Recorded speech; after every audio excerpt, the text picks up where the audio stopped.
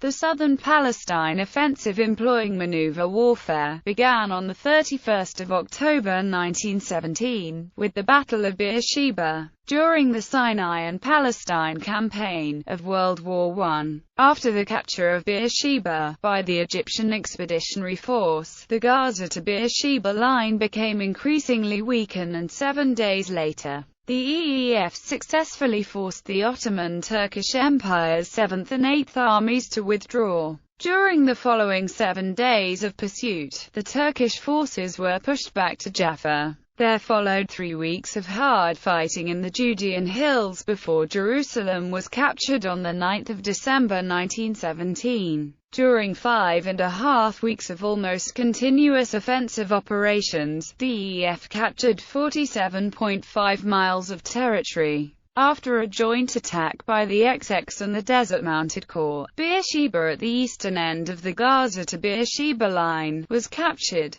The next day, on 1 November, the Battle of Tel El-Quwaylf began, with an advance north of Beersheba into the Judean Forehills by the 53rd and the Anzac Mounted Divisions. This move up the road from Beersheba to Jerusalem also threatened Hebron and Bethlehem. Then, during the night of 1/2 November, the Third Battle of Gaza took place on the Mediterranean coast, when limited attacks by the 21st Corps were made against strongly held, formidable defenses. The next day, the fiercely contested fighting south of Tel El-Quwaylf by the EEF was not designed to capture Hebron, but to create sufficient area for the deployment of the 20th Corps, for a flank attack on the central defenses of the old Gaza to Beersheba line. Fighting for the Beersheba to Jerusalem road also encouraged the Turkish commanders to deploy their reserves, to hold the EEF threat. On 6 November, the Battle of Harera and Sharia was launched on the center of the old line, halfway between Gaza and Beersheba, and Harera captured.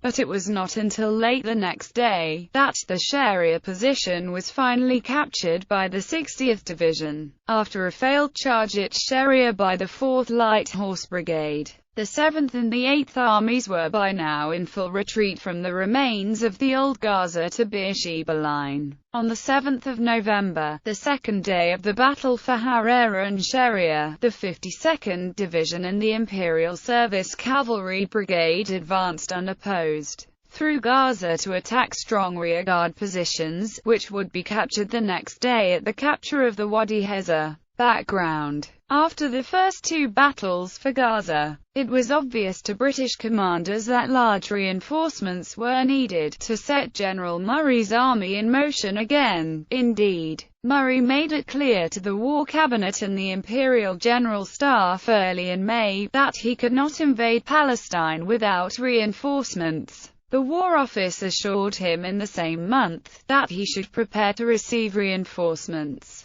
which would bring the Egyptian Expeditionary Force up to 6 infantry and 3 mounted divisions. However, by July, when General Edmund Allenby took command of the EEF, 5,150 infantry and 400 yeomanry reinforcements were still needed after the casualties suffered during the battles for Gaza. By the end of the 1917 summer in the Northern Hemisphere, the political and the strategic interests of the British government and the EEF coincided. This was due in part to the failure on the Western Front of the French Republic's naval offensive and the success of the German submarine campaign against British Empire shipping. The destruction of British shipping caused severe shortages in Britain, and although the United States of America had entered the war, their military support would not be apparent for some time. Britain was about to enter a 4th year of extremely costly war, and the Prime Minister, David Lloyd George, appreciated the need to take into account the home front. He believed a striking military success could bolster the morale of the civil population, and he told Allenby that he wanted Jerusalem as a Christmas present for the British nation. Lloyd George made clear that this victory was needed in order to strengthen the staying power and morale of Britain. The British War Cabinet needed a successful Palestine offensive at a time when there was not much good news coming out of the Western Front. and when it was beginning to look like the war could extend into 1919. If they could capture Jerusalem, this would put pressure on the Ottoman Empire, which could in turn place a strain on the German alliance, at the same time enhancing Britain's long-term aim of strengthening their influence in the Middle East. By the end of October, the EEF was ready to attack. The decision to launch a major offensive in Palestine, in the autumn of 1917, was also based on very sound strategical reasons. The collapse of the Russian Empire in the spring led to the withdrawal of Russia from the war, as a consequence of the Russian Revolution, and freed up large numbers of Ottoman Empire troops, which had been fighting the Russians on the Eastern Front. These Ottoman units became available to reinforce the Palestine front and were in the process of assembling near Aleppo, along with German soldiers and equipment. They were to launch operations to recapture Baghdad, which had been captured by the British in March. The threat to Baghdad could be more economically opposed by an EEF offensive in southern Palestine, rather than sending reinforcements to General Frederick S. Maud's Mesopotamian army holding Baghdad. British reinforcements from the Salonika front, which the War Office wanted to scale down, would strengthen the EEF. Allenby's strategical objective was a defeat of the Ottoman army in southern Palestine, decisive enough to ensure Ottoman reinforcements destined for Baghdad were diverted to Palestine. However, by the 5th of October, General William Robertson, SIGS, telegraphed Allenby that the War Cabinet desired him to eliminate the Ottoman Empire out of the war by heavy defeat, followed by the occupation of the Jaffa-Jerusalem line. He was to be supplied with fresh British divisions, at the rate of one every 16 days. It was not until after the launching of the offensive that Allenby was told such increases to his force were improbable. Allenby estimated the Ottoman army could have 20 divisions, with no more than 12 on the front line. However, as these could be replaced by the Ottoman army, the EEF could not field more than 14 divisions after the doubling of the railway line from Kantara, because of the limitations of the EEF's supply lines. Between April and October 1917, both the EEF and the Ottoman army laid railways and water pipelines, and sent troops,